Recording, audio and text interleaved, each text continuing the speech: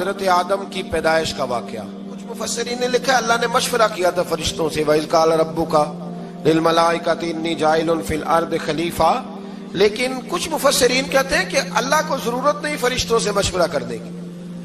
اللہ نے فرشتوں سے مشورہ نہیں کیا بلکہ رب نے انہیں آگاہ فرمایا تھا کہ میں لگا ہوں زمین پہ اپنا نائب بنانے، میں خلافت دینے لگا ہوں زمین پہ. اب یہ تو دینے والی کی مرضی ہے نا اس نے کس کو دینی ہے، یہ تو دینے والے کی مرضی ہے نا اس نے. تو کچھ لوگ کہتے ہیں کہ دینے والے سے زیادہ ہمیں پتہ ہے. تو فرشتوں کو بھی یہ اجتہادی خطا ہو گئی، کہنے لگے یا اللہ اسے نہ بنانا، یہ فساد کرے گا، یہ خون ریزیاں کرے گا. تو اللہ نے فرمایا جو میں جانتا ہوں وہ تم. اللہ اکبر. امام راضی فرماتے جب رمضان آتا ہے تو اللہ فرشتوں سے کہتا ہے ذرا یہ کھول کے دروازے دیکھو نا یہ زمین پہ کیا کر رہے ہیں. تم تو کہتے تھے فساد کریں گے اور یہ سارے تراویحاں پڑھ رہے ہیں. تم تو گویا کہتے تھے فساد کریں گے اور یہ تو دیکھو گویا رمضان کے روزے رکھ رہے ہیں، یہ تو میری یاد میں نکلے ہوئے ہیں. تم کچھ کہتے تھے اور دیکھو میں نے تمہیں کہا تھا نا جو میں جانتا ہوں وہ تم. اللہ نے پھر حضرت آدم علیہ السلام کو تمام زمانے کے علوم عطا کیے، علم سکھا لیا. تو فرشتوں سے کہا تم بھی ان چیزوں کے نام بتاؤ، تو وہ بتا سکے نہیں. اللہ نے فرمایا اب اس طرح کرو آدم کو سجدہ کرو. سب نے سجدہ کیا سوائے وہ. کہنے لگا یا اللہ صرف تجھے ہی کرنا ہے، کرنا بھی صرف اللہ کو چاہیے پر رب کے آگے بھی جھکنا چاہیے، اور جس کے سامنے رب جھکائے نا وہاں بھی. اور یہ جو عاجزی ہے نا، یہ جو جھکنا ہے یہ علم کے آگے ہے. ہماری مصیبت یہ ہے کہ ہم علم کے آگے بھی گردن جھکانے کو تیار نہیں ہوتے، وہاں بھی ہم خود عالم فاضل بن جاتے ہیں. تو فرمایا کہ سب سے کہا سجدہ کرو، سب نے سجدہ کیا سوائے ابلیس کے. تو پھر ہوا کیا وَكَانَ مِنَ الْكَافِرِينَ، وہ کافروں میں سے ہو گیا. پھر اللہ نے حضرت آدم کو اور جناب حوا کو نا مقام دے دیا جنت میں رہنے کے لیے، اور کہا سارا کچھ کھانا، درخت کے قریب نہ جانا. ابھی آپ کسی سے کہہ دیں تھوڑا سا کہ پیچھے نہ دیکھنا، یعنی اگر میری سمجھ لیں ادب کی وجہ سے کوئی 1.5-2 منٹ یا 6 منٹ نہیں بھی نہ دیکھے گا تو سوچے گا ضرور کہ پتہ نہیں اب پیچھے کیا ہے، مصیبت کیا ہے. یعنی آپ کہہ کے دیکھ لیں کسی کو پیچھے نہ دیکھنا.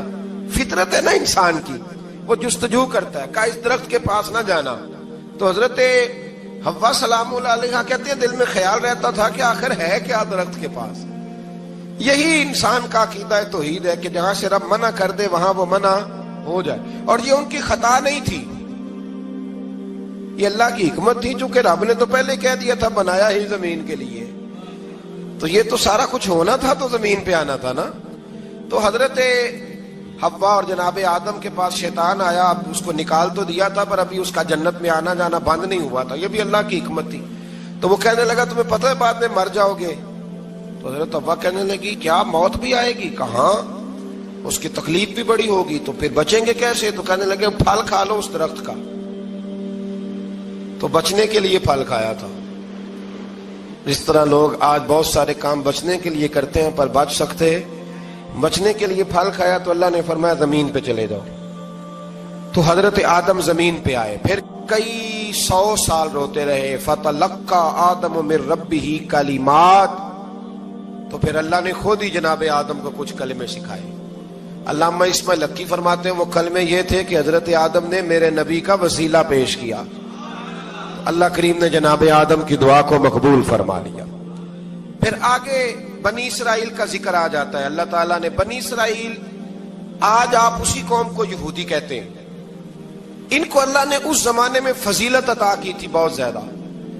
تو عرب کے اندر جب نبی پاک علیہ السلام نے اعلان نبوت کیا تو کچھ لوگوں نے یہ کہہ دیا کہ اگر یہ یہودی کلمہ پڑھ لیں گے تو ہم بھی پڑھ لیں گے. تو پھر اللہ نے انہیں یاد کرایا کہ تم اصل میں کیا ہو، تمہیں کلمہ پڑھنا چاہیے.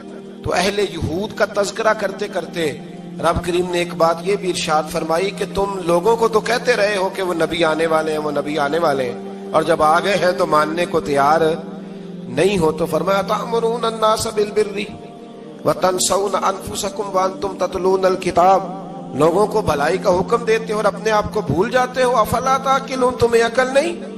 پھر اللہ نے انہیں یہ بھی یاد کرایا کہ یاد کرو وہ زمانہ کہ جب فرعون نے خواب دیکھ لیا تھا کہ کوئی بچہ اس کی سلطنت کو تباہ کرے گا، تو پھر اس نے تمہارے بچوں کو ذبح کرانا شروع کیا اور تمہاری بیٹیوں کو چھوڑتا تھا.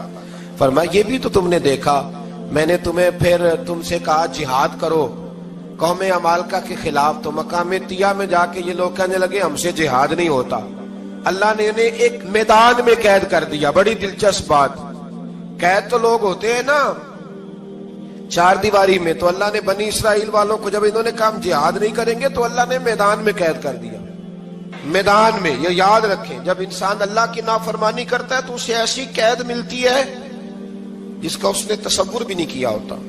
ایک میدان ہے مقام طیہ، قید ہو گئے، سارا دن سفر کرتے تھے، سارا دن، تو رات کو تھک کے سوتے تھے، صبح اٹھتے تھے نا جب، تو وہیں ہوتے تھے جہاں کل صبح چلے تھے۔ تو رب جب کسی کو قیدی بناتا ہے تو اسے زنجیروں کی، سلاخوں کی ضرورت، دعا فرمائے اللہ تبارک و تعالی غموں سے نجات عطا فرمائے، یہ دعا فرمائے۔ ایسی قید دیتا ہے کہ جس سے پھر چھٹکارا ہو سکتا۔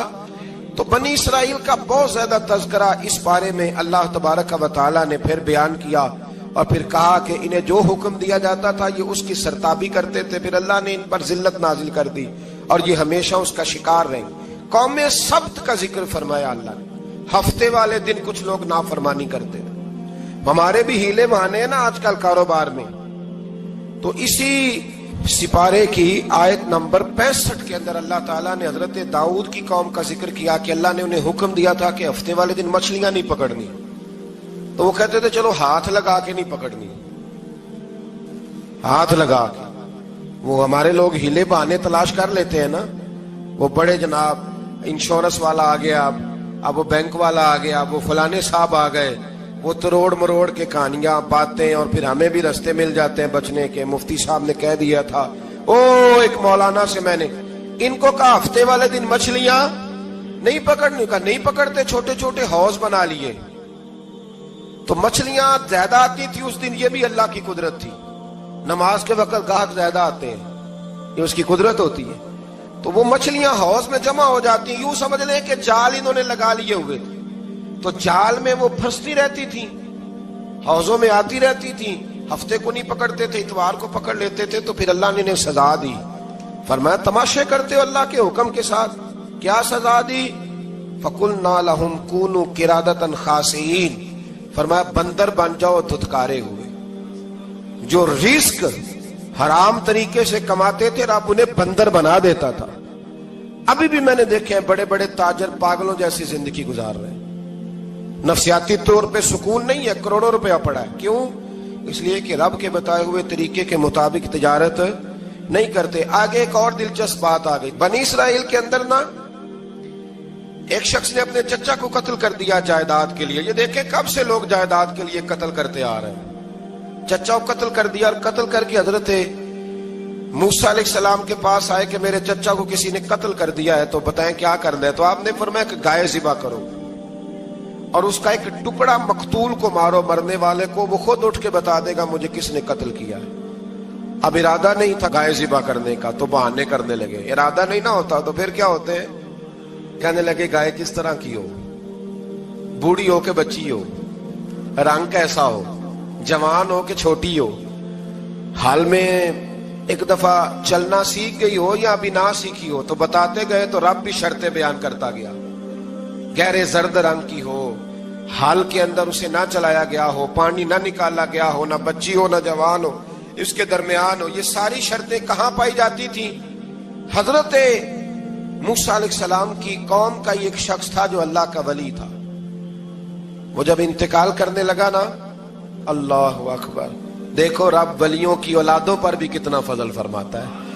وہ جب انتقال کرنے لگا تو ایک اس کے پاس چھوٹی سی بچیا تھی، گائے کی بچی، اس نے جنگل میں چھوڑ دی۔ کہنے لگا یا اللہ میں تیرے نام پہ چھوڑتا ہوں، میرا بچہ جوان ہو جائے تو اسے دے دینا، اور تو سرمایہ ہی کوئی نہیں۔ بچہ بڑا ہوا تو بچہ بھی بڑا نیک تھا، اپنی ماں کا بڑا فرما بردار تھا۔ اس کی ماں نے کہا بیٹا تیرے باپ نے ایک گائے چھوڑی تھی، تو بچہ جنگل میں گیا اور جا کے کہنے لگا اے اللہ میری گائے مجھ سے ملا دے۔ تو رب کریم نے وہ گائے واپس کر دی، وہ گائے گھر لے آیا۔ اب وہ کہنے لگا اماں بیچ دوں، تو اماں کہنے لگی بیٹا میرے پوچھے بغیر نہ بیچنا۔ کئی دفعہ گاہک لگے پر اس نے کہا جب تک میری اماں نہ کہے گی میں بیچوں گا۔ ادھر بنی اسرائیل والے شرطیں جتنی گائے کے بارے میں پوچھ چکے تھے، وہ ساری اسی گائے میں پائی جاتی تھی۔ تو یہ ڈھونڈتے ڈھونڈتے وہاں پہنچ گئے، تو کہنے لگے گائے چاہیے، تو اس نے کہا بھی تمہاری مرضی سے نہیں، قیمت میری مرضی کی۔ ایک مفسر نے تو یہاں تک لکھا ہے کہ اس نے کہا گائے ذبح کر کے نا، تو جتنا گائے کے اندر گوشت ہوگا نا اتنا ہی کھال کے اندر تم مجھے مال بھر کے دو گے، اتنے سکے بھر کے دو گے، اتنی اشرفیاں بھر کے دو گے تو پھر تمہیں گائے دوں گا۔ تو پھر یہ گائے انہیں ملی اور یہ گائے لے کر کے آئے۔ زیادہ سوالات نہ کرتے تو زیادہ الجھتے نہ۔ ہم بھی دین کے معاملے میں بڑے سوال جواب کرتے ہیں، اتنا سوال کریں جتنی اس کی ضرورت ہے۔ ان لوگوں نے سوالات زیادہ کیے تو پھر الجھ زیادہ گئے۔ تو میرے بھائی اس کا ذکر بھی اللہ تبارک و تعالی نے پہلے پارے کے اندر بیان فرمایا۔ پھر اللہ کریم نے فرمایا کہ کچھ ایسے لوگ بھی ہیں یہودیوں میں سے جن کا دعویٰ ہو گیا ہے کہ ہم اللہ کے بڑے پیارے ہیں۔ فرمایا یہ صرف ان کے منہ کی باتیں ہیں، یہ تو قیامت میں پتہ چلے گا نا کہ اللہ کا پیار کس کے ساتھ زیادہ ہے۔ اور پھر یہ بھی یہودیوں نے دعویٰ کیا ہے، اسی پارے میں اللہ فرماتے ہیں کہ ان کا دعویٰ ہے کہ ہم اللہ کے بڑے پیارے ہیں، جنت میں ہم ہی جائیں گے۔ تو اللہ فرماتے ہیں پھر مرنے کی دعا تو کرو، جنت میں تو مر کے جانا ہے نا۔ لیکن رب فرماتے ہیں یہ کبھی مرنے کی دعا نہیں کریں گے، اس لیے کہ انہیں پتہ ہے کہ ہم نے آخرت کے لیے کیا بھیجا۔ لے جی پہلا حکم آ گیا، یا ایھا الذین آمنوا کہہ کے پہلی آیت قرآن پاک کی، پہلے سپارے میں پہلی آیت جس میں اللہ نے کہا یا ایھا الذین آمنوا، تو پہلا حکم آمنوا کہہ کے آیت نمبر 104 میں جو اللہ نے حکم دیا ہے نا وہ نبی پاک کی تعظیم کا حکم ہے۔ پہلا حکم ہی اللہ نے حضور کی عزت اور ناموس کا ارشاد فرمایا۔ پہلا اس ترتیب کے لحاظ سے وہ ہوا یہ کہ جب نبی پاک کو بات ارشاد کرتے تو صحابہ کرام اٹھ کے عرض کرتے رائینا یا رسول اللہ، حضور سمجھ نہیں آئی ذرا رعایت کر دے۔ تو یہودیوں کی عبرانی زبان کے اندر نہ ذرا کھینچ کے پڑھتے تھے رائینا، تو اس کا معنی بنتا تھا معاذ اللہ اے ہمارے چرواہے، بکریاں چرانے والے کو بھی وہ رائینا کہتے تھے۔ تو جب صحابہ یہ کہنے لگے تو اللہ نے منع ہی کر دیا، فرمایا میرے محبوب کے غلاموں اس لفظ کے پیچھے چھپ کے، اس لفظ کے پیچھے چھپ کے لوگ میرے نبی کی بے ادبی کر جاتے ہیں، تو جس لفظ کا کوئی ایک معنی بے ادبی والا بنتا ہو وہ لفظ بھی میرے نبی کے لیے نہ کہو، لفظ وہ والے کہو جس میں کوئی بے ادبی کا معنی نکلے نہ۔ یہاں لوگوں نے بڑے بڑے لفظ نہیں بول دیے، پھر کہتے میرا مطلب یہ تھا، میرا مطلب وہ تھا، تو تو نے وہ لفظ بولا کیوں جس کا کوئی غلط مطلب بھی نکل سکتا تھا۔ اللہ نے فرمایا یا ایھا الذین آمنوا لا تقولوا رائینا، اے ایمان والو رائینا کہو ہی نہ۔ تو یا اللہ کیا کہیں؟ فرمایا وقولوا انظرنا، تم کہو یا رسول اللہ ایک نظر فرمائیے۔